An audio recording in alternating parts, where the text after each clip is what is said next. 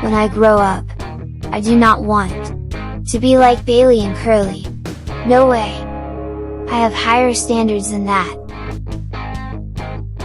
They make me laugh. At the same time, scare the shit out of me. What will they say next? Welcome to the roller coaster world of Bailey and Curly. Unfiltered. While this voice may be artificial, the unfiltered musings from our hosts certainly are not. Make yourself comfortable, grab a drink, and let's get unfiltered. Here's your hosts, Bailey and Curly. Hey there and welcome. It's episode 5 of Bailey and Curly Unfiltered. I got that one right. We're not necessarily unhinged, although talking before you're a little unhinged, Matty, but you know, we'll get into that a little bit later on. So, mate, I'm going to start with my day. I've had 8 coaching sessions today and I'm physically and mentally exhausted. So, and I've been looking forward to this chat because this is my opportunity to get some energy back just in time to go to bed. So our timing is perfect. Funny you say that because one thing I do want to bring up is I really enjoy these podcasts, Tony. Yeah. For those that don't know, I've been on a former podcast with Tony over the years. Me and Tony have known each other for a few years, and I used to also do live videos on Facebook, which I sort of started because I'd quit drinking at the time and I was dealing with a lot. And I thought, all right, I'm going to put, what I'm going through out on Facebook, and a lot of people related. And that went on for years, and then I stopped. Yeah. So this is sort of the live videos again. Yeah, sort of absolutely. Thing. Even though they're not live, but we spoke last podcast about doing a live podcast. So in the future, so absolutely me, available for anyone who wants to pop in to the podcast. It's now up on Live from the Couch as an ongoing thing. Just connect through us through there, and you can join us on the podcast. How cool would that be, Matt? Oh, it would be cool, and you might find your next girlfriend. You never know. You never know. All right. But yeah, I really enjoy these, and it is like the live video. Yeah. Because we get to have a chat, we get to catch up. Yeah. Yeah. It's really for us, and if anyone else is listening out there, that's awesome. That's it. Like, especially now with like so much time on my hands, I like, all right, 7 o'clock we're doing this. I like having, a bit of structure, even though it's not every day, but yeah, it's good. It's good. Absolutely. I was telling you before, I had the pleasure of emceeing a business event last week, and Steve Baxter from Shark Tank was the guest speaker. So, and when you're the MC, it's always important to try and set the tone for the event, and it's always good to try and get the audience engaged early. So I started with a COVID joke, Matt. So I didn't talk about Victoria, but I started with a COVID joke, and the joke was all about 2020. And I said, hasn't it been such a year? It always feels like 2020 hasn't really started. It hasn't given anyone a fair shot. And so I said that. I was saying 2020, the year that doesn't seem to have started. We're still trying to welcome in the new year and get ourselves started. And I said, who would have thought 2020 was the year that we turned that old saying, I wouldn't touch that person with a 6-foot pole, into a national policy, right? and of course, then you get some people that laughed in the audience. Some people thought, yeah, okay. And so then that gave me the opportunity to turn around and said, yeah, I know, it's a COVID joke. I'm going to have to wait now 2 weeks for some of you to get it. So I love it. So it was a really cool way to start. But it really got me thinking, there's some good COVID jokes out there. What's some of the funny ones that you've seen? Our premier's a joke. That's it. That's the punchline. Yeah. That's it. I actually haven't seen any. Okay. So you might have to share some with me. Okay, I've got one here. It says, whose idea was it to sing happy birthday while washing your hands? Now, every time I go to the bathroom, my kids expect me to walk out with a cake. This is one I posted on Facebook the other day. I thought it was a classic. my wife purchased a world map and then gave me a dart and said, throw this, and wherever it lands, that's where I'm taking you when this pandemic ends. It turns out we're spending 2 weeks behind the fridge. That's funny. I think it's a classic. So Here's one. Here's one. So I went and got my COVID test today, and it came back. It came back positive, and I said that can't be correct. I have more than 300 rolls of toilet paper.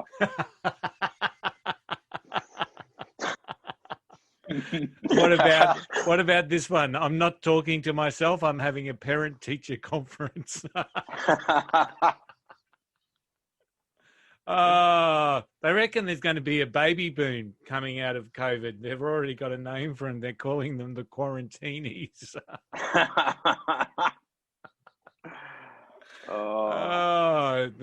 It's sometimes you just got to laugh, don't you? So yeah, well, the viewers can't see this, and I don't know if you can see this, but I'm no expert on COVID-19, but this is the Cure.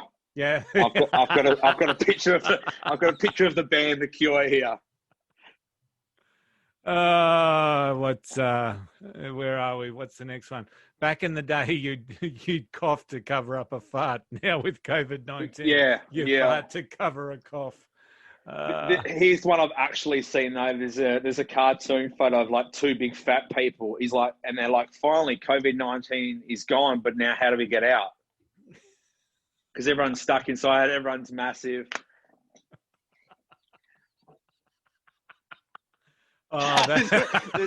Here's a great one. There's a photo of a girl in the bath, and there's a guy up.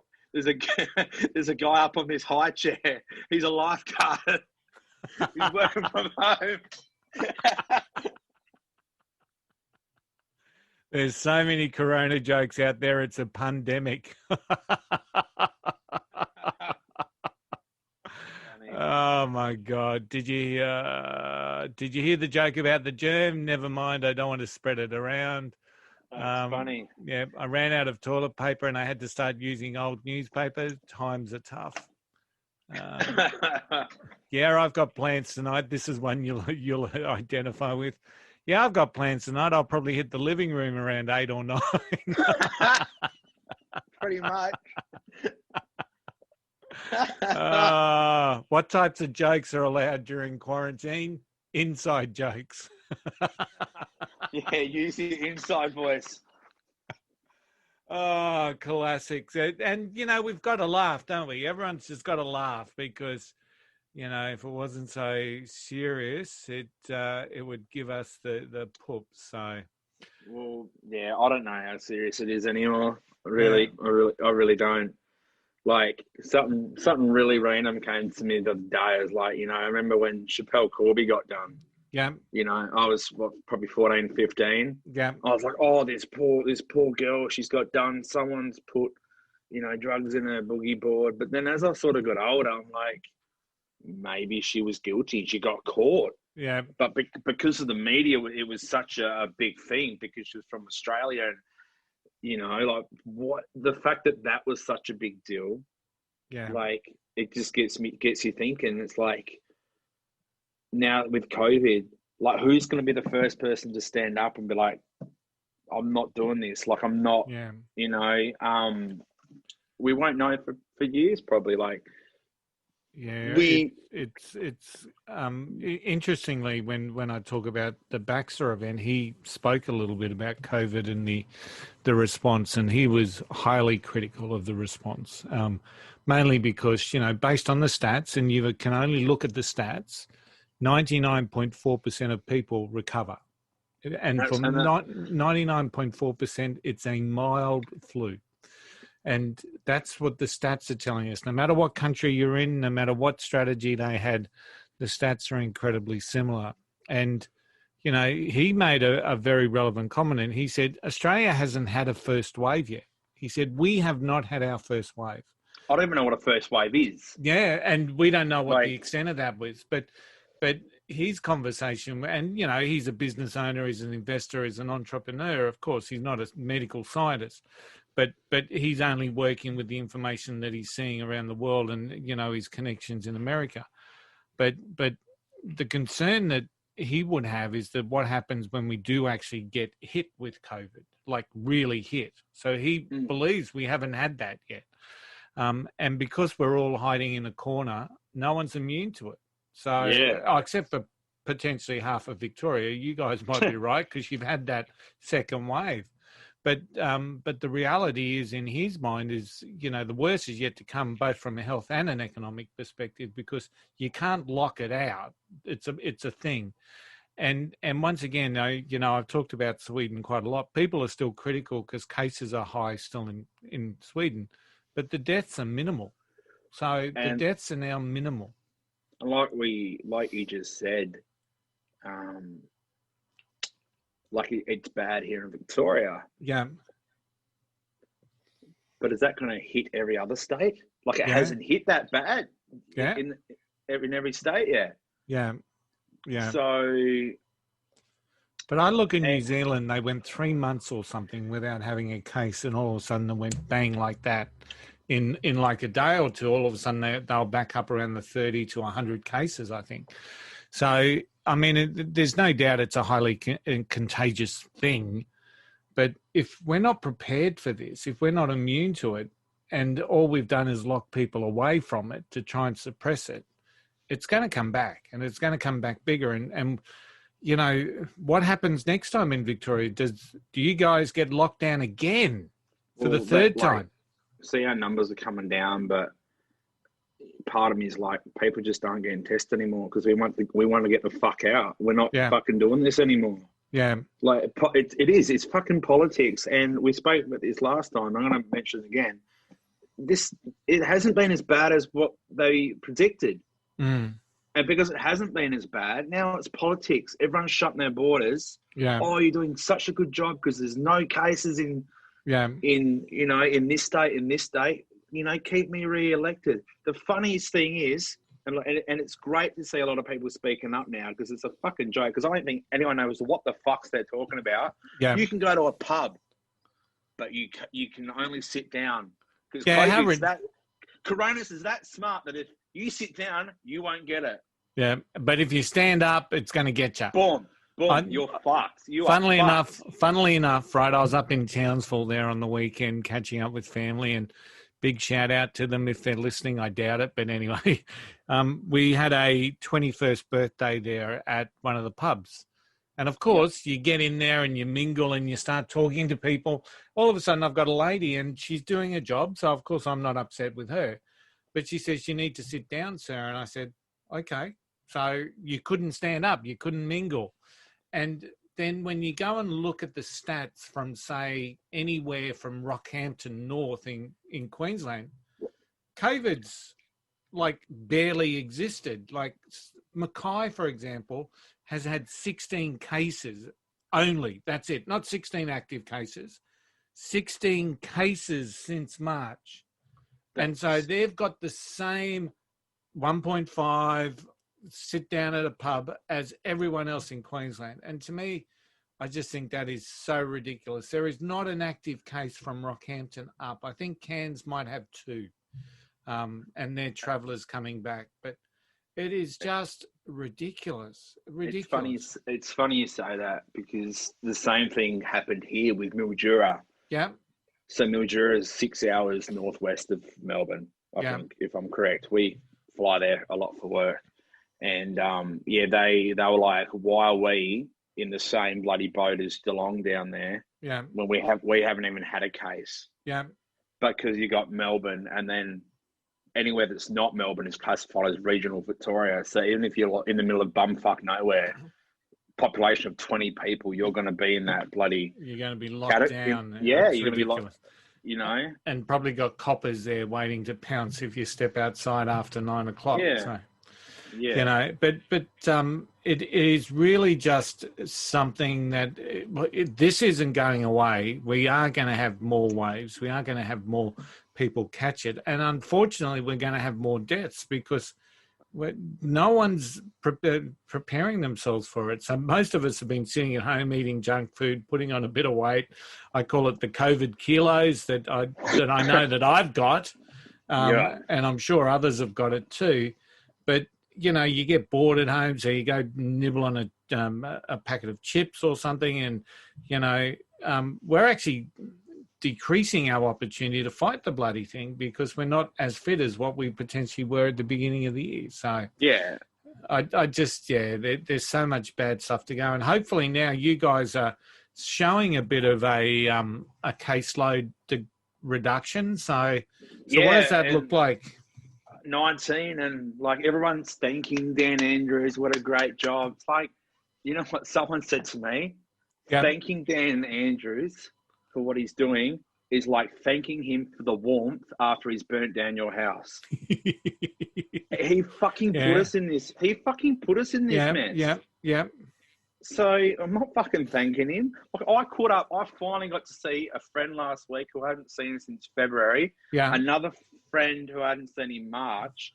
And I said to Mum, it felt forced. Not that I didn't want to see my friends. I fucking loved them. Yeah. But it felt like fucking, I mean, we're in jail and I've got a business pass. I get my fucking one phone call. That's how it felt.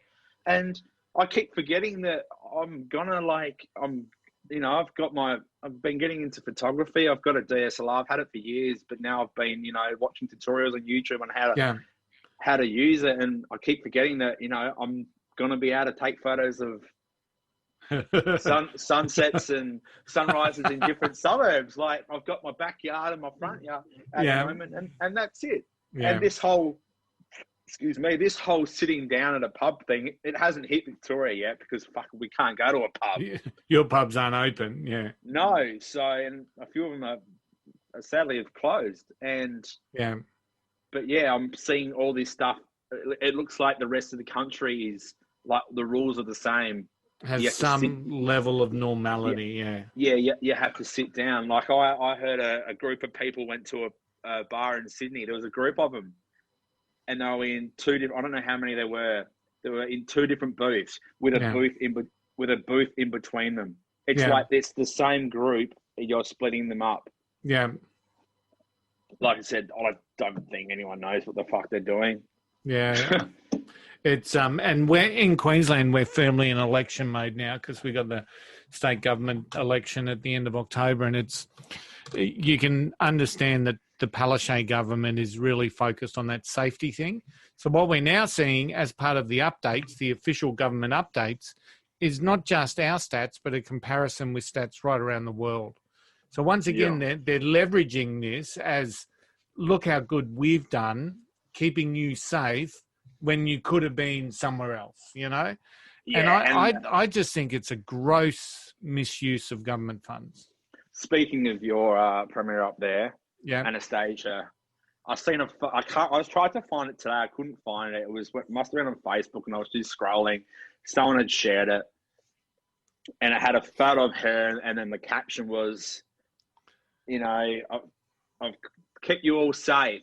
And it had like, I don't know how many deaths have you had up in Queensland, off the top of your head? 6 or something. Yeah, 6. I think there were 6, but then with COVID death, it also had suicides, 500 and something. And then it also had something else and something else of all the, she's not keeping anyone fucking safe. Yeah. Just because you've only had 6 deaths, it doesn't mean shit. 6 deaths from COVID, I just think they're going to the election platform with that. And just like there's that I stand with Dan hashtag, I saw another one today. I don't stand with Dan. So I think that it's going to be interesting to see how those dynamics play out. So no one's happy with him down here. And I think the people that are happy are the people that, like we spoke about last time, the people that probably their life hasn't changed much. Yeah. They're still going to work. They come home to their kids, their family, whatever. Yeah. They wear a mask. They use hand sanitizer. Fucking sick of wearing masks. Over it. Yeah. Absolutely over it. Absolutely over it. I was incredibly surprised there were people in Townsville wearing a mask, and I just thought, my God, do you not look at the stats? Do you just buy into what you're being told? The last thing Townsville wants, or anywhere in North Queensland wants, is a COVID breakout. Let's be honest, but the reality is that COVID stayed away from that at this particular stage. So it's just Yeah, it is what it is, but there's still more to come. So it's now that they've locked us all down and confirmed that's the strategy, every time we get outbreaks, they're going to lock us down, which is just going to create more havoc and more mayhem. It is. Yeah, look at Victoria. Like, there's been protests every weekend for the last 2 weeks. Yeah. And, mate, some of those visions of the police state are really quite frightening. Yeah, one police officer got stood down. I don't know if you've seen that image. The guy got hit with the car, and then the police officer stood on his head. Yeah, that's out of control. That's and unfortunately, that guy was obviously not acting under orders. He's just taken the power onto himself that he can do that. But even hitting the guy with a car, fuck me dead. What's the world come to? We're Australians, for God's sake. We're not China. Hey, you wanted to talk about confidence, so let's get off COVID. COVID's gone. Let's do it. COVID's gone. Now, how do we get out of the house? Where's that front door again? Yeah, have to use the garage. Yeah. Confidence. I think it's something I've never really spoken about. It's it is going to be a little bit awkward, maybe, but I want to laugh about it, and it's one of those things. The last time we spoke I think it was on a Thursday. It was a busy. We just spoke about. I got a new car. I think we spoke about. I got the car. You got out of a COVID fine. Got out of a COVID fine. I got an electric skateboard kit came. Yeah. And then Friday I had work and I passed all my tests and now I can relax for another year. Coming with the skateboard's great. Like, it's done more for me than what I thought. Like, okay. It's sort of given me a reason to sort of get up in the morning. Not much the last couple of days. I sort of go in waves, but to get up and like go out and just cruise the street, people wave. I have interactions with people. It's really good. But then I came off really, really bad, and I'm which obviously shattered my confidence. Yeah. Right. And I'm not the most confident skater because I haven't skated as much as I'm skating now. Yeah. Like every day, multiple times a day, it's that repeating, doing stuff, you get more confident. And I came off really bad, but got up and kept skating, and then skated that night. And this is where I'm going to bring up some sex stuff here because I think I'm ready for it. You're ready. Are the listeners ready for it? So Matt's sex life. Here we go. Sex life. Well, this is just me comparing confidence and different things. I remember when I first went on antidepressants, one of the side effects is loss of sex drive. So when I was on them, there was times when I went to have sex and I would lose my erection. And, the first thing that, went through my mind was, I've lost my erection, was I just wanted to have sex again and have sex and not lose my erection. That was my first thought. Yeah. And then you have sex again, you don't lose your erection, you finish, you're done. That confidence is built back up. Yeah. Because of that anxiety in your head, in your mind, am I going to lose it? And that was the same with the skateboard. So it's an electric skateboard, if I didn't mention. It's bloody fast. It scares the shit out of me. So when I fell off, I was sort of going over like a drain thing. Yeah. And it was sort of uphill on a footpath. So as I've accelerated, I haven't leant forward enough, and I've gone back, landed on my bum. Like, the top of my bum is so sore. Yeah. And so that night when I went back for a skate, I skated exactly where I fell off. Okay. Comparing it to losing my erection during sex, I'm like, I want to skate there again. I don't want to have to avoid that footpath because I fell off in that area. So now every time I skate, I'm fine there. And then a couple of days later, I fell off again. And it's just sort of the same thing. Like, okay, building your confidence. You could be like the best skater in the world, but you're trying something new. Yeah. Yeah. Just got to keep going. Just got to keep getting back up, don't you? Keep going. Like, I remember when I used to do, speaking on my live videos, and I remember a friend, she's like, talking to me about them. She's like, I want to do them, but I'm not ready yet. I said, you're never going to be ready. You just got to do it. Yeah. That's how you get better. Yeah. I was talking to a lady today, actually, in one of the coaching sessions, and she was talking about her lack of confidence or loss of confidence. And I said, you get confidence from doing. You get confidence from being competent. It's like anything that we do in our life. If we've done it before and we've done it well, we've got a confidence that we'll be able to deliver. And whether from a leadership space, that might be about having those tough conversations. It might be about sitting down and directing people who may be quite challenging. And from I liken it to playing the guitar. If someone said to me, Curly, play out the guitar and play a song, of course I'm not confident because I've got no idea what I'd be doing. But if you're a guitar master, it's easy. So confidence comes with doing it. And you should never stop trying to do it. So you're falling off the skateboard, you're getting back up, you're attacking the same patch of dirt. There's a really good lesson there for anyone that's listening. So don't allow failure to stop. No, you got to just get back on. Like Mum says, always get back on the horse. Yeah. And like I said to you before we started this podcast, I said I haven't played a gig for, excuse me, close to a year. Yeah. Like if I had a gig tomorrow, I'd be scared. I'd be nervous. Because I haven't done it. Yeah. I can play the guitar in my room for 8 hours if I wanted to, but stepping on that stage is a whole different thing. Like and having that interaction again with people and becoming a good live performer, you can't do that in your bedroom or at home. You need that crowd. You need that, like singing at home. As soon as you sing through a microphone and hear yourself through a PA, it's just a completely different sound. Like I've been put off, a couple of times when I play my first song live because it's like, oh, wow. And then I'll sort of get used to that sound and then, we go from there. I see it with businesses all the time, Matt. I mean, even with our event last week, where there was a new business that had joined our particular Chamber of Commerce. And so you get like 1 minute to say g'day to people, right? So, this guy had won a Business of the Month award. So you get like a 3-minute section to be able to say, hi, I'm such and such from such and such. This is what I do. And thanks for the award. It's your opportunity to shine. Anyway, but as you say, that microphone, that amplification of your voice, if you're not used to it or not knowing that it's coming, the minute you hear it, you back off. And this guy, Sam, ended up with the microphone down around his belly button. So no one could hear what he was saying.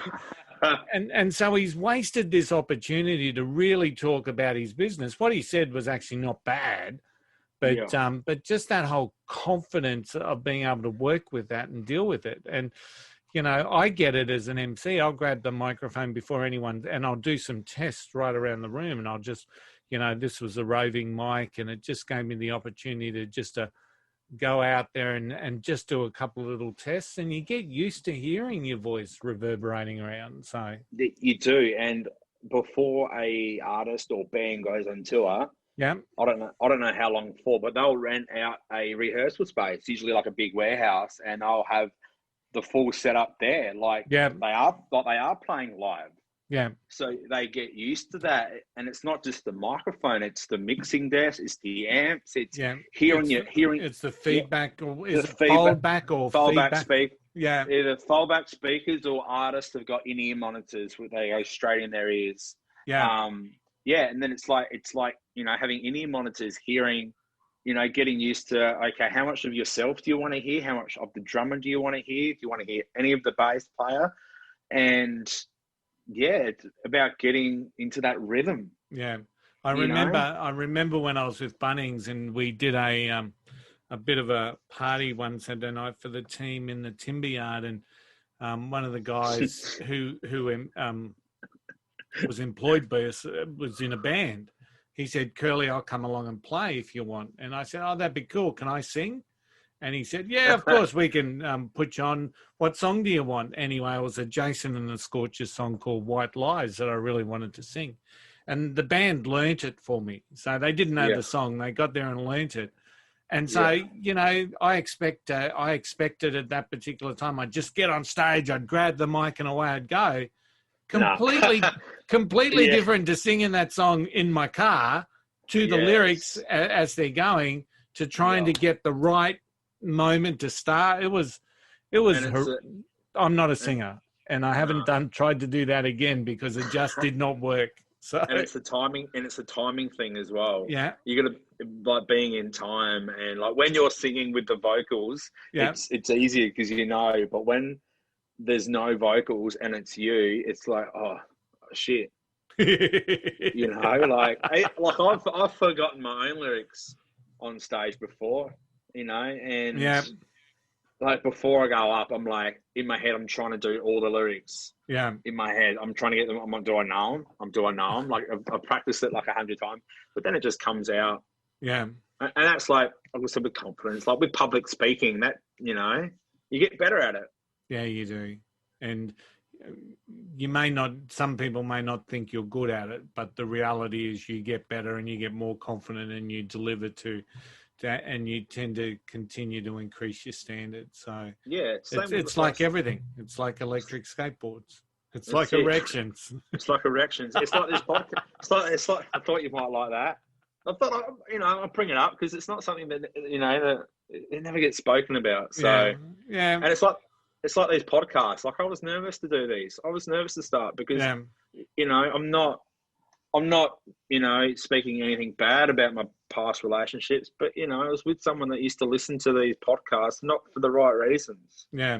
And that made me feel shit. So, having this anxiety of coming on here and I expect to get like a nasty phone call or a nasty message, but I haven't. And even if I do, I'm just, this is me. This is me and you unfiltered, like it or not.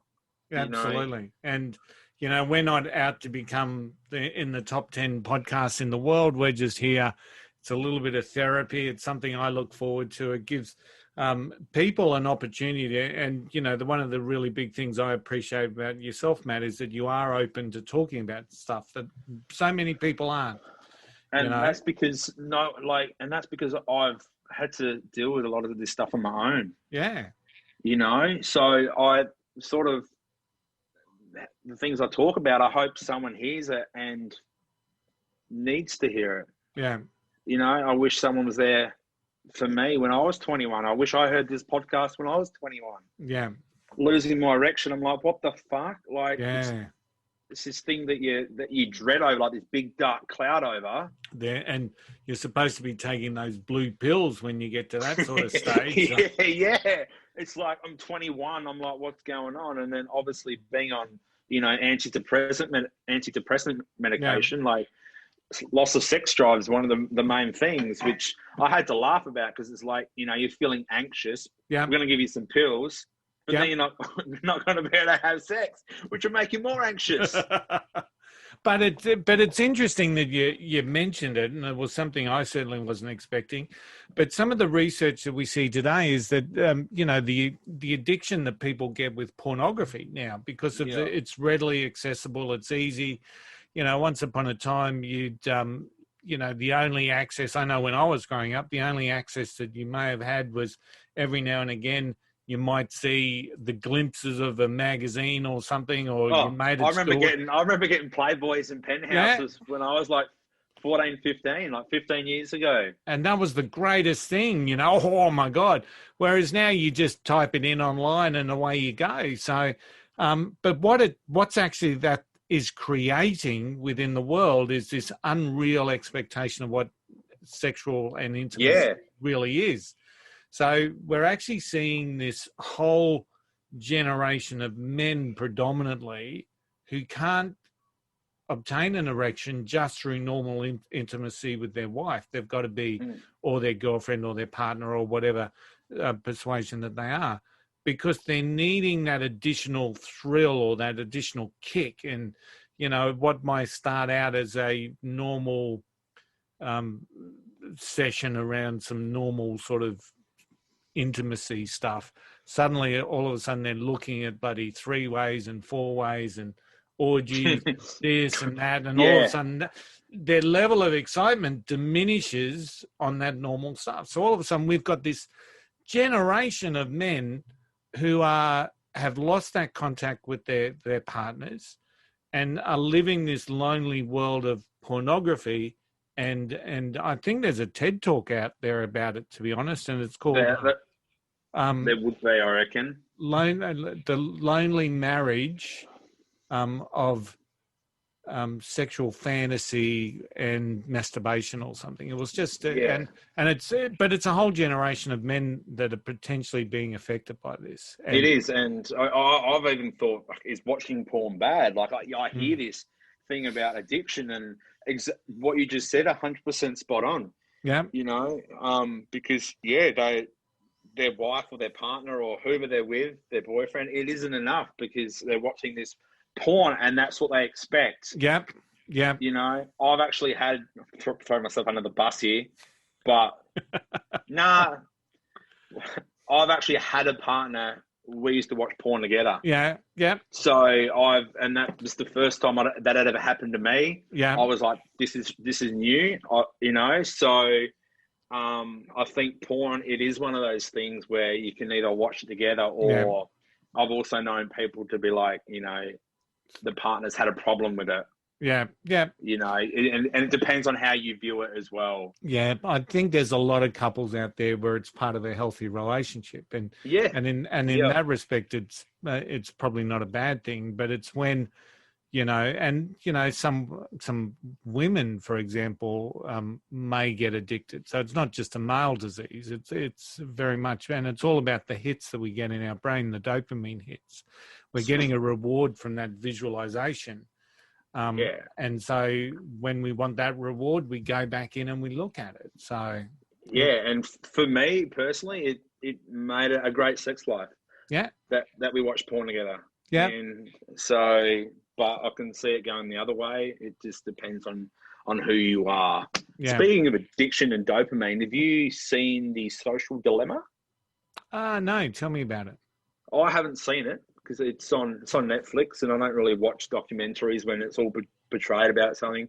But it's about addiction on our smartphones and the world we live in now. Oh, I think I've heard some talk about it. I've heard a couple people talk about it, so I might actually watch it because I think understanding. I remember having a conversation with my mum about trying to understand addiction, and like Dad being an alcoholic and understanding, but addiction's addiction no matter what it is. Yeah. We all have that. Like some people can have like one drink or two drinks. Some people have 20. Yeah. And, like smartphones are such I don't believe in things are good or bad. It's just how you use it. And we've spoken about that before. But I found myself being addicted to the old phone, or like not being present, being with a friend and being on my phone. But then again, are we only allowed to be on our phone when we're alone? Or like, it's sort of that weird feeling I have. Well, you see it now with, my nieces and nephews, they're on the phone together. So they'll be sharing, have a look at this or look at that, or did you see this? And it's become part of that interaction that they have with themselves. So the phone is not necessarily something that's taking them away from the conversation. It's part of the conversation. So, but yeah, you're right. I have heard about that social dilemma, but there's also another one, and I've been trying to find. I read about it, but I can't find it since. And it's about AI and robots, and the premise is about there's humans and there's robots, and the humans think they're in control. But it's really a stimulation or a simulation. That's apparently what's the social dilemmas about. That they're okay, similar thing. So it might be the same thing that I'm talking about. That we think we're in control, but no, they're in control of us. And the way I think maybe the way Instagram works, and the things you see on Instagram, they're not by accident. Like it's displaying depending on what you look at and all this sort of stuff. Yeah. So, but I find me personally, I'm on my phone a lot. Obviously, even like, let's just pretend COVID doesn't exist. I'm usually on my phone a lot when I'm home because I talk to everyone. All my friends are sort of scattered. Yeah. But like, when I'll go home with mum and dad, like I find myself on it less. because I'm around mum and dad. I'm just happy to chill on them or whatever. And even like the other night, I went for a skate for like half an hour without my phone. It was great. Yeah. Yeah, you feel like you're lost without it. So you do, because if something happens, I feel like you find out straight away because you do have your phone, you know, and that ability to talk. So a really good practice for everyone to get into is a bit of a digital detox. So whether it's, you know, half an hour a day, or whether it's sometimes some people go weekends, turn their phones off. I don't know if I could last a weekend, in all honesty, but, you know, I can certainly put it away for an hour or so when I've just got, say, a family dinner or something to do. Yeah, I feel like once this sort of all blows over, I sort of wouldn't mind going out to a cabin and not having, it's sort of, I don't want to have my phone with me, but at the same time, I'm like, I want it in case an emergency does happen. In case someone comes and, like one of those killer movie things, and someone's knocking on the door in the middle of the night with a mask and a hood and a slasher. Maybe I should start watching some horror movies. Oh, mate. Join Amazon Prime. They've got the world's best B, C, D, E grade. I actually did the other night because I wanted to see if my mate was on there, but the episode wasn't on there. But yeah, I think one of the best horror movies I've ever seen. I can't remember what it's called, but I could look it up for you if you wanted to. So there's a girl that lives alone, right? Yeah. And there's a serial killer outside her house. But as there is. But she's deaf. Yeah. Yeah, like it's tense. Yeah. Just picture it, like imagine being deaf. Yeah. In your house, and there's someone outside trying to kill you, and you can't hear a damn thing. Yeah. And then they turn off the light, they cut the power, and you've got no lights. Like it's one of those. I reckon it's very smart. That movie. Yeah, I think where people can create some real differences in movies is that whole thriller concept, but. Some of the B-grade movies tend to overplay that thriller concept. Yeah, so anyway. So confidence, is there anything else that we should talk about? We've come on up to about just over, 35 odd minutes we've been going, Matt. Look at that. Time just flies. It does. No, not much, man. Just, happy to catch up with my friends last week. One of them's got two daughters. So like one of them, the youngest one, she's 6. She opened the door, big hug, Bailey. So like, it was so good to like, just to see people. Yeah.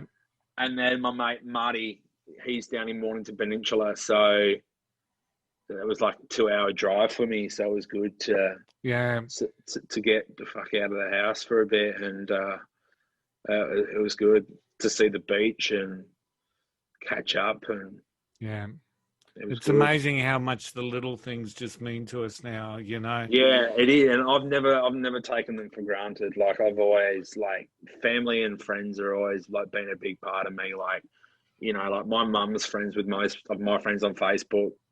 How are you, Karen?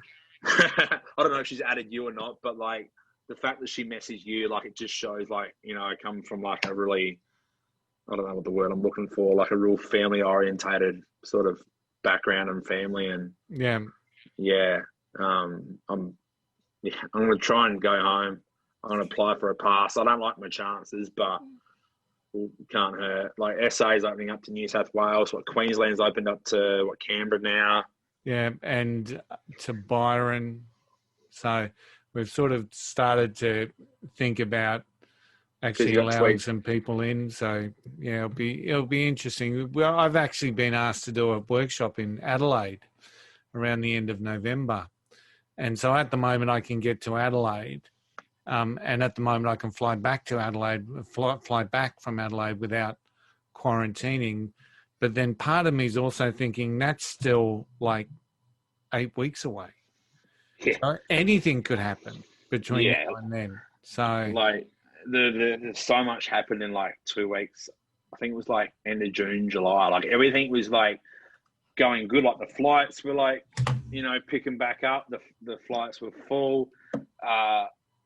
SA announced they were opening their borders. Yeah. But then as soon as Victoria got their big spike, they're like, "No, we're not opening our borders." Yeah. And yeah, who knows? Hopefully by Christmas is it's all these borders are opening. Like my mate who I caught up with, Marty, he's Australian, and Marty, he's from the Dunes. Yep. He lives in LA, and I said, dude, I'd rather be in America right now. He's like, but it's bad. He's like, it's bad over there. I said, it's bad everywhere. Choose where you want to be. Choose your bad, pretty much. Like, choose where you want, Yeah. It's a shit show everywhere, but choose your shit show. I'd rather be in the States. Yeah, and with my family. I think seriously in the States, I mean, in all honesty, yeah, it's still bad in terms of cases and all of that sort of stuff, but deaths once again are on the decrease. But you've still got movement. I mean, yeah, like I speak to friends over there. Yeah, like I speak to friends over there quite regularly, like every day, and yeah, things are open. Yeah, they wear a mask, but the states aren't closed. They can travel from state to state.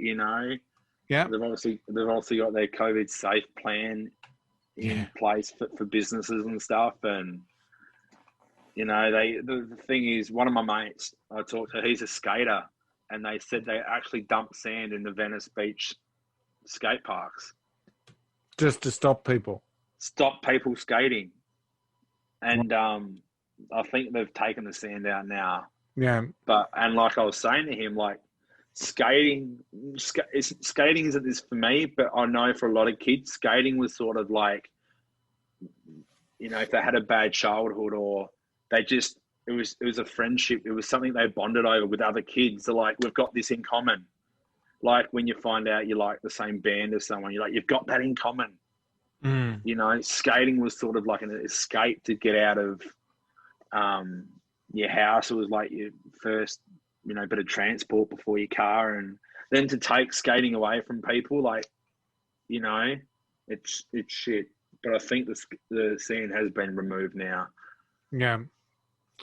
But in the main, in the US, it's just life as usual. Yes, there's things you can't do, and you've got to wear a mask, and but I think predominantly you can still go out, you can still have a beer, you can still eat out, and so I mean, let me just quickly have a quick look before we sign off and just see some of the case numbers out of the US. So, and once again, I'm not sitting here saying these places are better than us or that they've had.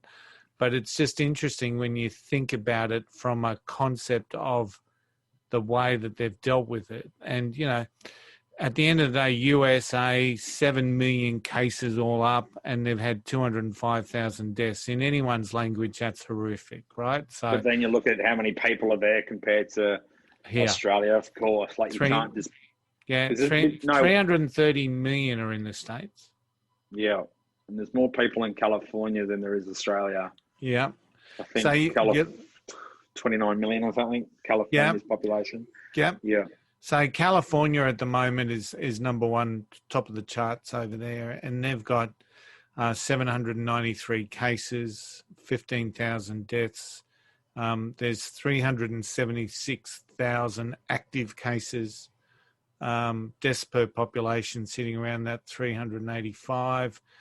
You look at New York, it's probably the worst in terms. Oh no, New Jersey's also got bad deaths per million. So, I mean, it's certainly not the poster child of how to stop people from dying, but in the general scheme of things, they seem to be still business as some sort of normality, and people are still able to enjoy their lives. So, and this is something that I heard someone say, that the people that died from COVID this year were probably going to die anyway. Like, compare deaths. Let's just say Australia had, 20,000 deaths last year, and then they end up having 20,000 this year. Yeah. Just deaths. Doesn't matter how. That's still 20,000 deaths. Like, they're probably going to die anyway. Yeah. Yeah, it's true. There was a guy on Twitter, I think he was called the Ethical Scientist or something, and he would post up a graph each and every day around death rates based around projections, based around previous years. And there was one stage there that I saw it, and he basically said, that's it, COVID's over. We're now at that position where the COVID deaths sit now as part of the deaths per year scenario. Yeah. And that's how that's how it should be.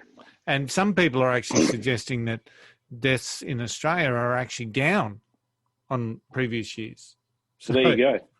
So, and now I haven't seen the facts that support that. So I'm just letting people know I haven't seen the facts that support that. But it's really interesting that, you know, deaths per year. And, you know, at the end of the day, we don't want to see people die. We don't want to see people die of anything. But unfortunately, we don't get a get out of jail card in this thing called life. We're all going to die in some way, shape or form. I know. It's like when people,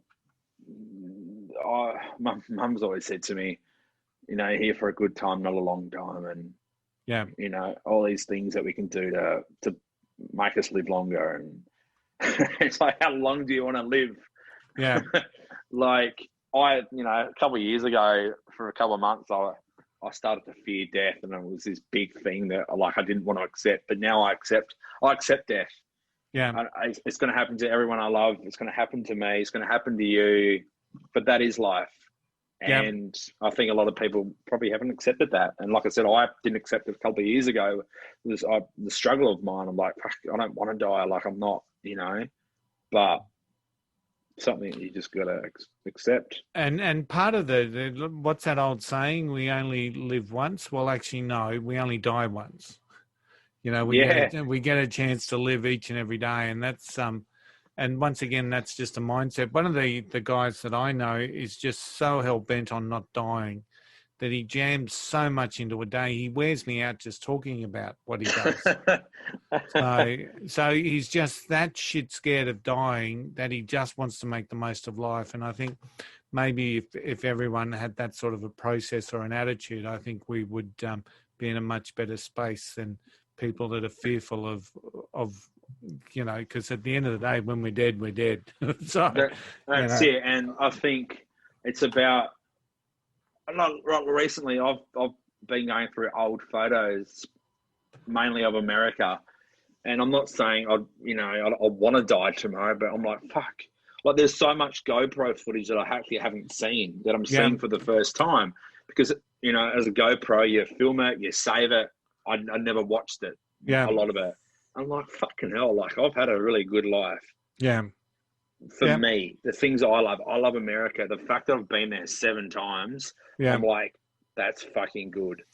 Yeah, and it's interesting you say that, because I was talking to someone today who's probably a little bit older than what I am, and you know, I was talking through, and it's not like, you know, like you, it's not like I'm preparing for death or anything, but I've been really grateful to see what I've seen. So, you know, I get really good memories of the 70s, you know, and, you know, being able to see a place like Maroochydore on the Sunshine Coast and live there when there was no development, no high rise, you know.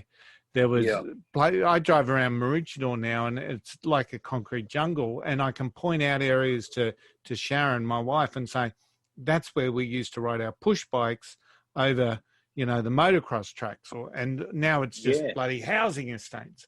So I'm really grateful I was able to live in that time where, I had that. Then there was the 80s, and there's certain years of the 80s that maybe a little bit more hazy than others, but I lived through the 80s. The 80s was cool. And then the 90s, I started to bring my kids up, and, you know, but now we're in the 2000s and technology, and, you know, I understand the benefits of, you know, I embrace technology. So I've really seen so much change in my lifestyle, in my life cycle, but it's exciting change, but I'm so grateful for it, whereas so many people just potentially think that, you know, I don't know what it would be like being born to this world now without seeing what I've seen. So and it's funny you say that. Like, Mum gives me a hard time, or in a funny way. Like, Karen, stop giving him a hard time. Like, I've literally got photos of everything. And like, when I was home last in June, we were in a car crash. It was very minor. We got hit by a truck, and Mum was like, "When was it?" And I was like, "Hang on, let me pull up the photo, and I'll tell you." And yeah, it was like 2015. I don't think I wasn't driving yet, but it's just funny that I could just pull it up because I've got it. And and like, I wish it would have been really cool if how technology is now with smartphones and cameras. Yeah, it was like that when my mum was bringing me up. So then I could have seen more videos and photos of myself. Absolutely. That's probably the one thing that I sort of wish as well. I wish I had, well, I've got no photos of what Maroochydore was like back then. So, but the reality is it's all sitting in the memory banks, and, you know, it's how you remember it. So, yeah. And I've lost my train of thought now. Oh, like when my first time in America was 2004. So I remember taking over a digital camera, which had like AA batteries, which I had to like replace all the time. I had a video camera that had like the tape deck thing in it. I went to Alcatraz, and you do like a walkthrough with headphones on, which was a tape deck. Yep. So it's just crazy that like how much has changed now, especially with like, even though I've got my iPhone, like, I've mentioned, I don't know if I mentioned it on the podcast or before, but I've had a DSLR, a Canon, for the last 9 years, and I'm getting back in, or not getting back into it. I'm learning about photography now with all this time. I want to take photos. Like, I sold my GoPro, and I wish I didn't. I ended up buying another one, but just going through this GoPro footage, I'm like, it's actually really cool. Like, I had it on my head in San Francisco riding a bike. Oh. So, yeah, I didn't even know I did this. I did, but I forgot. I took a photo with a random. She was about to take a photo, and I jumped in. You see it on the camera. It was really cool. Upload that shit to YouTube, my friend. So it's just clicked by 8 o'clock. It's time that we need to say farewell. So past Tony's bedtime. Oh, absolutely. It's been one of those days. As always, been a pleasure, Matt. Any final thoughts? Pleasure, Tony. Nah, just live your best life. I know that's cliche, but just do it. Like, life is short, and fuck what anyone else thinks. And stay strong. Who knows where you are in 2 weeks? I just read somewhere that maybe Mr. Andrews is hinting of reducing restrictions. Who knows? Oh, it's nothing major. It's like pools. Yeah. Swimming pools are open, and it's nothing that affects me unless I go to the pool. Yeah. Oh, until next time, my friend, take care. You too, mate.